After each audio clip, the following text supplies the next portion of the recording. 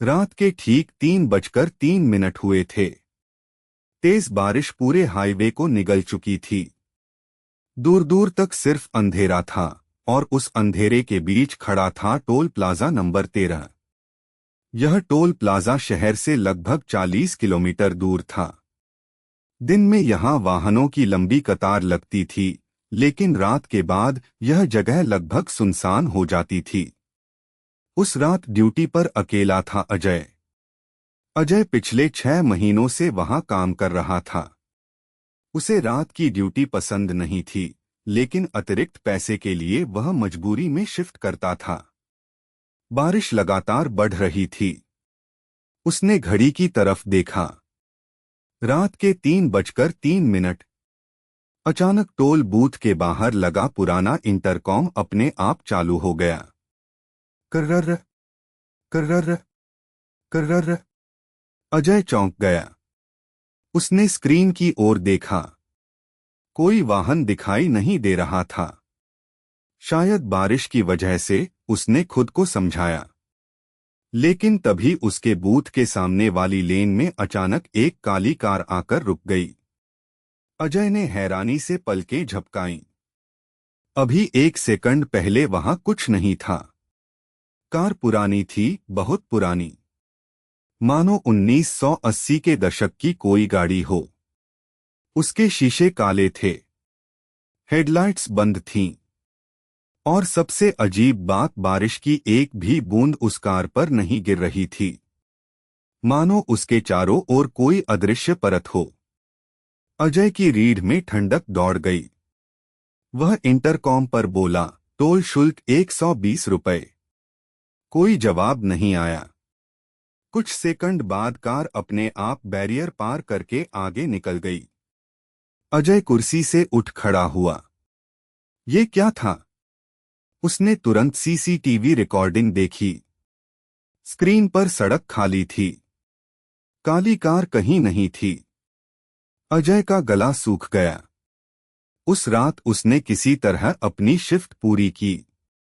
अगली सुबह उसने यह बात अपने सुपरवाइजर को बताई। सुपरवाइजर का चेहरा अचानक गंभीर हो गया।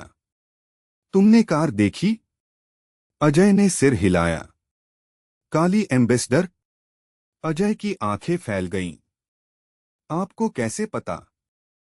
सुपरवाइजर कुछ पल चुप रहा। फिर बोला, अगर फिर दिखाई दे उसके पीछे मत जाना। बस इतना कहकर वह चला गया। अजय और ज्यादा उलझ गया। लेकिन उसे कोई जवाब नहीं मिला। अगली रात फिर वही समय। रात के 3:03। और फिर वही काली कार। इस बार अजय ने साहस करके ड्राइवर को देखने की कोशिश की। कार के शीशे धीरे धीरे नीचे होने लगे।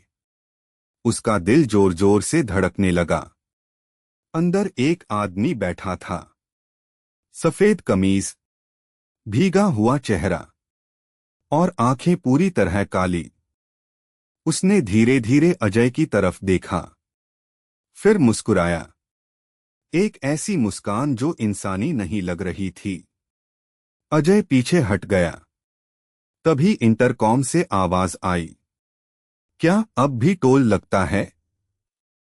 आवाज मानो किसी गहरे कुएं से आ रही थी। अजय जवाब नहीं दे पाया। कार धीरे धीरे आगे बढ़ी और अंधेरे में गायब हो गई। उस रात अजय सो नहीं पाया। अगली सुबह उसने पुराने रिकॉर्ड खंगालने शुरू किए। घंटों खोजने के बाद उसे एक पुरानी अखबार की कटिंग मिली। तारीख थी 18 जुलाई 1987। हेडलाइन पढ़कर उसके हाथ कांपने लगे। टोल प्लाजा निर्माण स्थल के पास भीषण दुर्घटना, 5 लोगों की मौत। खबर में एक तस्वीर भी थी, उसी काली एम्बेसडर की। अजय के शरीर में सिहरन दौड़ गई। वह आगे पढ़ने लगा। दुर्घटना रात 3:03 हुई थी। कार खाई में गिर गई थी। कार में बैठे 5 लोग मौके पर मारे गए थे। उनकी लाशें 3 दिन बाद मिली थीं। और सबसे अजीब बात, दुर्घटना जिस जगह हुई थी आज वहीं टोल प्लाजा नंबर 13 बना हुआ था। उस रात अजय ड्यूटी पर जाने से डर रहा था, लेकिन छुट्टी मिलना संभव नहीं था। रात धीरे धीरे बीतती रही। घड़ी ने 3:03 बजाए। बाहर बिजली कड़की और फिर वही काली कार। इस बार वह टोल बूथ के ठीक सामने आकर रुक गई। ड्राइवर बाहर निकला। उसके साथ 4 और लोग भी थे। उनके कपड़े फटे हुए थे, चेहरे पर मिट्टी लगी थी और आंखें पूरी तरह काली। वे धीरे धीरे बूथ की ओर बढ़ने लगे। अजय का दम घुटने लगा। उसने दरवाजा बंद कर लिया, लेकिन बाहर से कोई आवाज नहीं आ रही थी, बस उनके कदम। ठक ठक ठक। अचानक इंटरकॉम अपने आप चालू हुआ। हमें जाने दो। एक साथ 5 आवाजें गूंजी। अजय कांप उठा। तभी अचानक बूथ की लाइटें बंद हो गईं। पूरा टोल प्लाजा अंधेरे में डूब गया। कुछ सेकंड तक सिर्फ बारिश की आवाज सुनाई देती रही। फिर किसी ने बूथ के शीशे पर दस्तक दी। टक टक टक टक टक टक। अजय ने धीरे धीरे सिर उठाया। शीशे के दूसरी तरफ वही ड्राइवर खड़ा था। उसका चेहरा अब इंसानी नहीं था। उसकी त्वचा जगह जगह से फटी हुई थी। आंखों के स्थान पर सिर्फ काला अंधेरा था और उसके होंठ हिल रहे थे। हमें घर जाना है।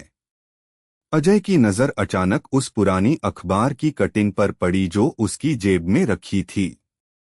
तस्वीर के नीचे एक लाइन लिखी थी, मृतकों के परिवार कभी अंतिम संस्कार नहीं कर पाए।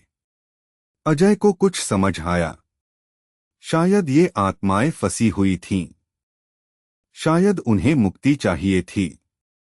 अगले दिन उसने छुट्टी ली। कई घंटों की खोजबीन के बाद वह उन 5 लोगों के परिवारों तक पहुंचा।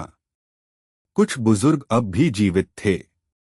उन्होंने बताया कि दुर्घटना के बाद उनकी लाशें इतनी खराब हालत में मिली थीं कि कई धार्मिक रस्में पूरी नहीं हो पाई थीं। अजय ने सबको एक साथ बुलाया, उसी जगह जहां दुर्घटना हुई थी। पंडित बुलाए गए, पूजा हुई, दीपक जलाए गए। परिवार वालों ने अपने खोए हुए लोगों के नाम लेकर प्रार्थना की। रात तक सब खत्म हो गया।